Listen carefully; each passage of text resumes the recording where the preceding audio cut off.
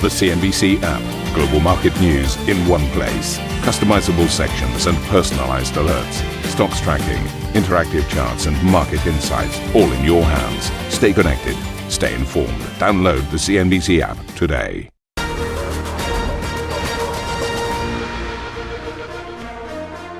Hello, very warm welcome to Squawk Box Europe. I'm Ben Boulos with Ian King, and these are your headlines. Market volatility proves a boon for two of Europe's key lenders. Deutsche Bank hikes its revenue outlook on the back of record profits as UBS's first quarter profit surges 80% to $3 billion. CEO Sergio Ermotti telling CNBC the war in Iran isn't materially impacting client flows. We haven't really seen a big shift in asset allocation. Of course, people already took down their exposures on technology and AI related at the end of last year. So in a sense, we haven't really seen a big shift in asset allocation. UAE sends shockwaves through energy markets, announcing it will quit OPEC, freeing it to ramp up output. But the energy minister tells CNBC it remains committed to a balanced market. Having the freedom to take the decision and acting as a responsible producer to balance, to do our part of balancing the market is something that we can do it better alone. Airbus profits more than halves in the first quarter as engine shortages lead to delivery delays. CEO Guillaume Faury tells CNBC he sees the backlog as a tailwind. We have a backlog that is now slightly above 9,000 aircraft, so aircraft to be delivered. That's unprecedented in the history of aviation. That's a privilege to be in that leadership position. So earnings season well underway, and UBS has reported an 80% annual jump in first quarter net profit, coming in at $3 billion, driven by its cost reduction plans and revenue growth across its core franchises against a highly volatile backdrop. Carolyn has spoken to the CEO, Sergio Ermotti, to get his take on the quarter and whether the war in Iran was having an impact on asset allocation. Well, I think that it was a very strong quarter, $3 billion of net profits, $4 billion of PBT underlying, and most importantly, we saw all our businesses delivering double-digit growth in profitability.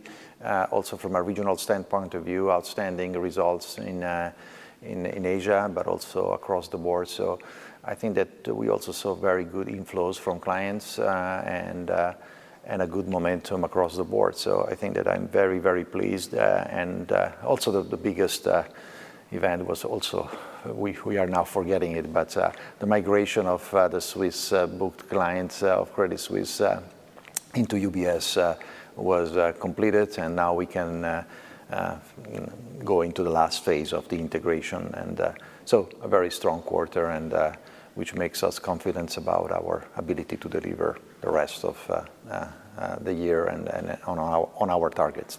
A lot of volatility during that quarter, specifically during the month of March, obviously, with the outbreak of the war in Iran. How did that impact client flows? How did that impact deal flow? So far, I think that client activity, of course, has benefited across the board, institutional clients, but also our personal wealth clients and corporate clients were quite active in this environment. Also, the calendar was pretty good. I mean, still quite resilient. You see on our equity capital markets results was very strong, also in terms of share of wallet compared to the competitors. So I think that it still was very, very, very resilient, and we see that kind of resilience also coming into April. So I think that so far so good despite the uncertainties. Again, you mentioned the name of the game is uncertainty here. To what extent are you seeing larger shifts in clients' asset allocation here? Not really. I mean, if you exclude the private credit markets, where you definitely see some tensions and uncertainties, even in the rest of the alternative space, you see growth in in hedge funds, in other alternative asset classes. So I think that we haven't really seen a big shift in asset allocation. Of course, people already took down their exposures on technology and AI related at the end of last year. So in a sense, we haven't really seen a big shift in asset allocation. You mentioned private credit here. Let me ask you about your level of comfort when it comes to your loan book. Are you comfortable with what you're seeing across credit? Well, look, we don't see any major dislocation or issues. I mean, few funds are under stress, and others have been gating according to the terms and conditions of the vehicle in which you invest. But other than that, we don't see major tensions. It's more of a liquidity kind of issues than necessarily clear underlying performance issue. Our exposures are quite well diversified, very low loan to value, LTV value, and good quality and well diversified. Our exposure is 0.5% of our balance sheet, so quite. Sergio, let me ask you about the current market levels, given that we're at record highs for many of the U.S. indices, yet we still have the Strait of Hormuz being closed. There is a very fragile ceasefire. Do you think markets are too complacent? Well, markets are implying that a solution will be found. And so in that sense, there is a level of complacency when you look into that, because most importantly, I would say that eventually, well, we all hope and feel that a solution will be found, but the longer it goes, the more impactful it will be on confidence, on the economy. If you think about the disruption in the energy supply, the military disruptions that affected the production of energy is going to take time to be digested. So in that sense, maybe there is a little bit of complacency, and it's going to be quite difficult to abate the inflation levels we see right now with this environment. And the real question will be: are consumers going to stick to an optimism, or are they going to become more cautious? So just recapping that for you, Swiss banking giant UBS netting a $3 billion profit in the first quarter, beating analysts' expectations. The profits representing an 80% jump, and that is what is driving the share price. We last looked, and pre-market trading, it was up 2.2% after those results came out. Of course, we will keep track of that when the European market get underway for the Wednesday session. And if you want more details on UBS's first quarter results, it's all there for you. Check out CNBC.com.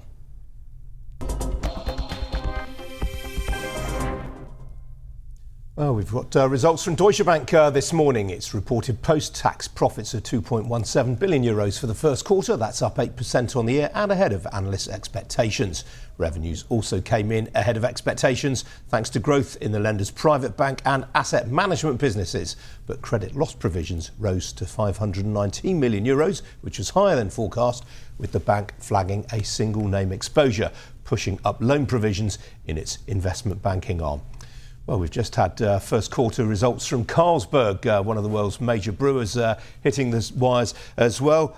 Volumes were up 5.3% of the first quarter of the year. Organic revenues up 3% to 20.7 billion Danish kroner. Net sales coming in moderately ahead of market expectations. And the company has also confirmed its earnings guidance for the year, expecting profits growth of between 2 to 6% this year. Obviously, it notched up profits last year of some 14 billion Danish kroner. Well, joining us now for more on this is Jacob Andersen, the Chief Executive of Carlsberg.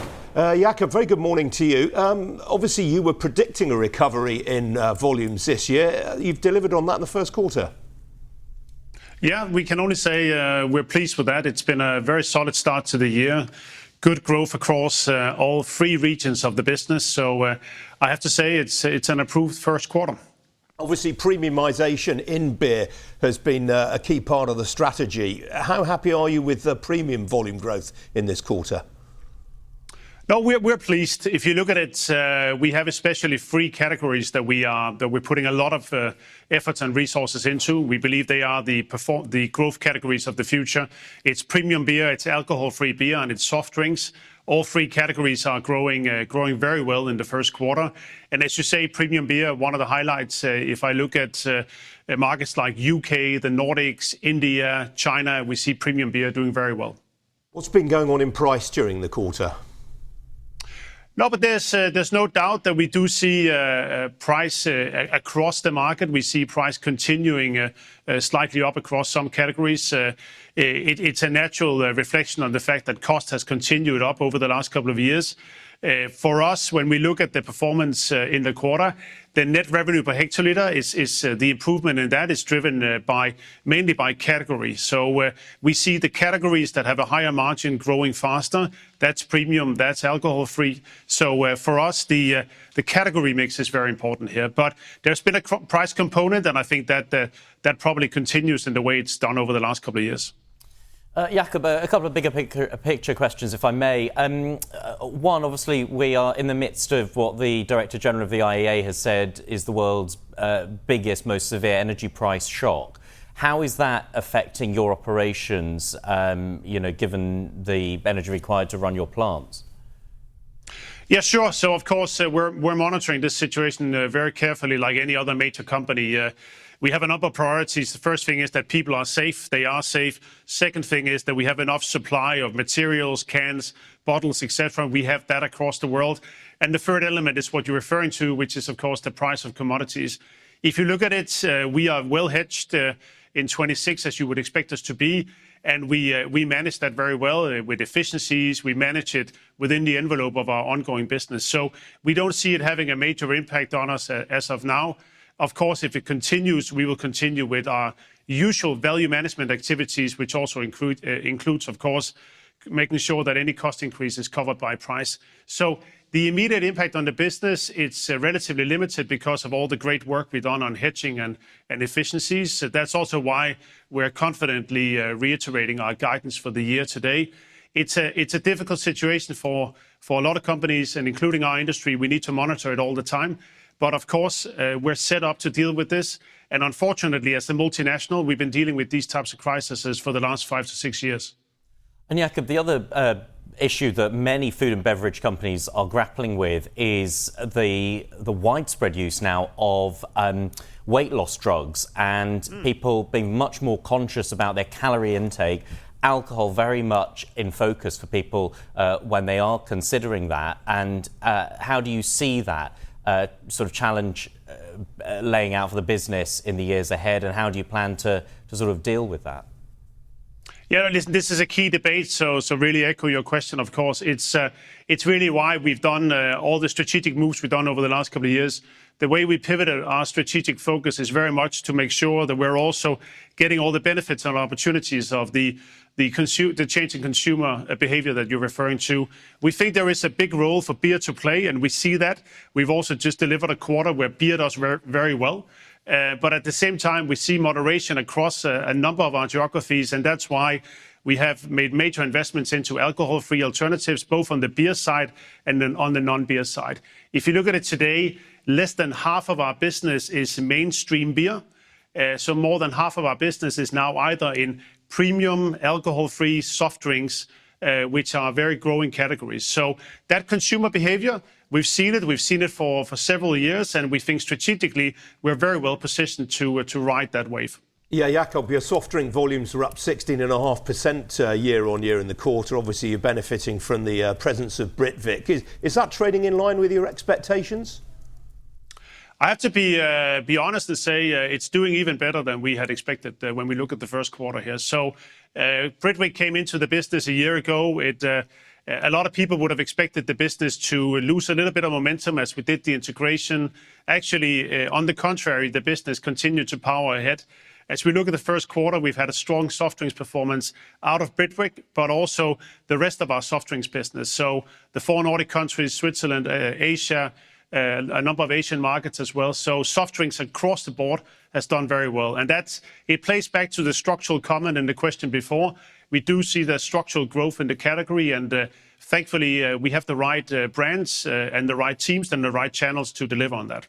Obviously, you've taken full control of Carlsberg Marston's here in the United Kingdom. The cask ale category has been under a spot of bother lately, bit of pressure. Are you seeing any recovery in volumes there? I have to say it remains a category that's under pressure. For us as a group, it's become a very small part of the overall Carlsberg group, but of course for the UK business, it still matters. It's a category we really love. It's a category we keep on investing in because we do believe it has a rightful place in the market. But we have to say that the British consumer continues to leave the category, and therefore we do continue to see it under pressure. We will continue to do our utmost to make sure that there are great alternatives within the category. We think cask ale is a beautiful product, even if it may over time become a smaller and smaller part of our business. But I hear you, unfortunately, it has some structural pressures. Well, I'm still drinking it, Jakob, so keep it coming. Thank you. Good to see you this morning. Thank you. Thank you. That's Jakob Arab Anderson, the Chief Executive of Carlsberg. Well, coming up on the programme, the UAE says it will quit OPEC, dealing a blow to the oil cartel. Plus, Airbus profits fall as the plane maker faces an engine supply crunch. And we'll have plenty more earnings interviews throughout the morning, including with the Santander CFO at 7:45 London time. Stay with us for that.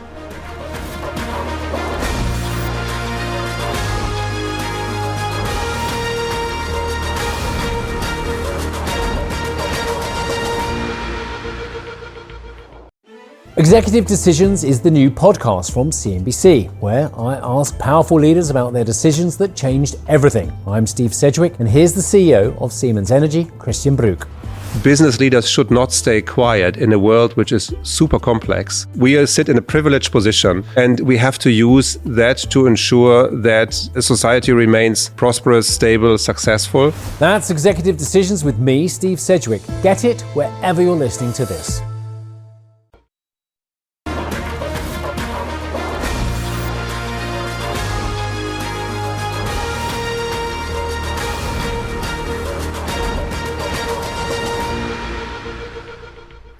Right, let's check in on what is being anticipated when European trading session gets underway for Wednesday. And a bit of a mixed open being called, according to the futures. The Stoxx 50, the pan-European blue chip, looking to open 0.25% higher. The FTSE looking to open down just below the flat line. And the DAX looking to open up by just under 0.33%. This after a session in which most of the European markets closed the day lower. The Stoxx 600 finishing Tuesday 0.4% almost below where it had begun the day. Talking futures, let's look even further ahead across the Atlantic and what's being anticipated on Wall Street when the Wednesday session gets started there, and a slightly more positive open being called, this after a session in which the major averages retreated from some of their recent highs. A lot for investors to digest when 4 of the Mag 7 report earnings, although after the bell on Wednesday, we're looking at Alphabet, Amazon, Microsoft and Meta.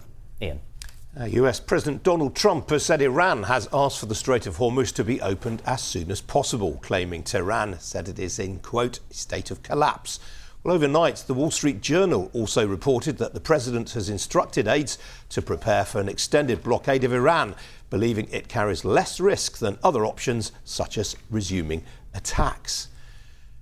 Meanwhile, the UAE has delivered a bombshell announcement to OPEC, saying it will leave the oil-producing alliance within days. The UAE Energy Ministry said the decision is based on the country's national interest and follows a comprehensive review of production policies. Well, Dan joins us now for more on this. I mean, Dan, interesting to me is that the UAE has said it will maintain discipline in terms of production. Do other OPEC members believe it necessarily?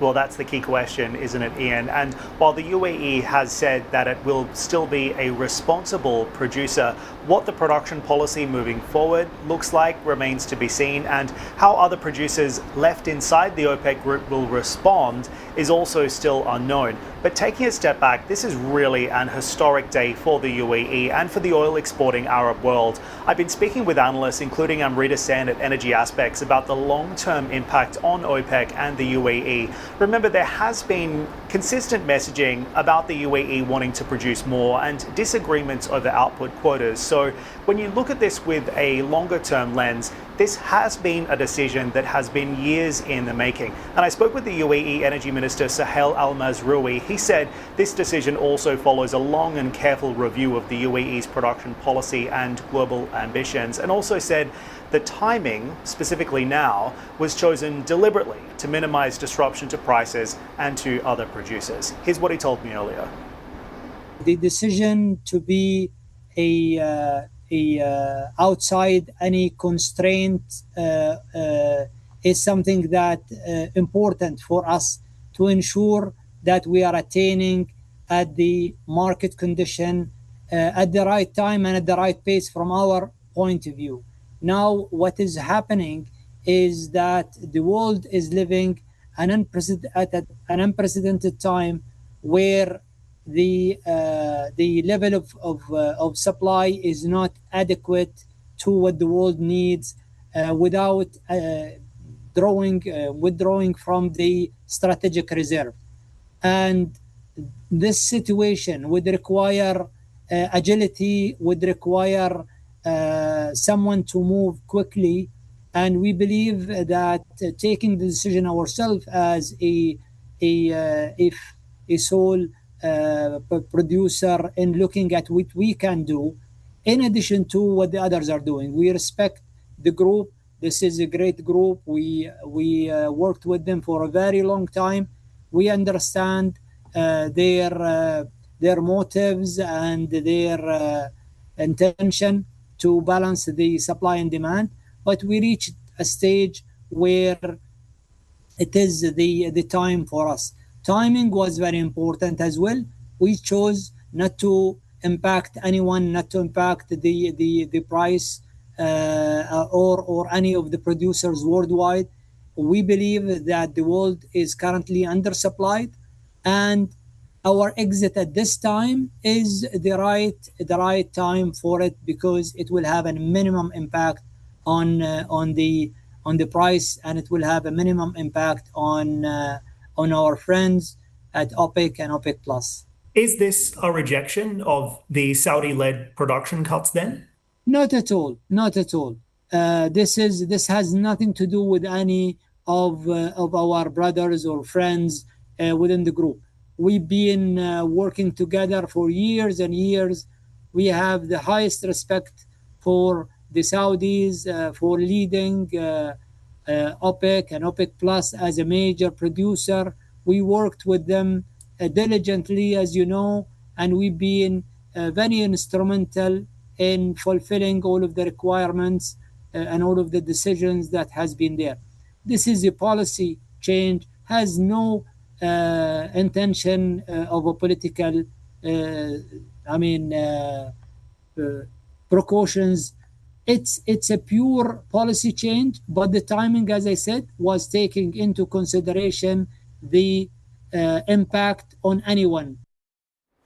Suhail Al Mazrouei there, and as you heard the minister mention, he said this is more about policy than politics, but of course this does also go beyond the barrel. The Iran war has really accelerated a strategic realignment that was already well underway in the region, with prominent Emirati voices expressing some disappointment that their relationships in the region haven't proven their value in a time of crisis, and regional alignments were under review. More broadly, when you look at this through the lens of the United States as well, the optics of the UAE colluding with Iran and Russia to set oil production policy have become harder to justify in this regional backdrop. And then secondly as well, unlike Saudi Arabia, which needs OPEC cohesion and higher oil prices to fund its Vision 2030 program, analysts say the UAE is really emerging as one of the preferred commercial capitals of the region and is probably a decade ahead in the pivot to a post-oil economy. Saudi Arabia is still, of course, a regional powerhouse. It has invested enormous political capital in holding this alliance together, and it has done an outstanding job as steward of the alliance. The UAE's exit does not sever that relationship. The UAE minister was careful to say so, but it does raise an immediate question among the OPEC delegates now, and that is, if Abu Dhabi is leaving, then who could be next? For OPEC, this is certainly a structural blow that will raise plenty of questions about their influence moving forward. Dan, thank you very much indeed.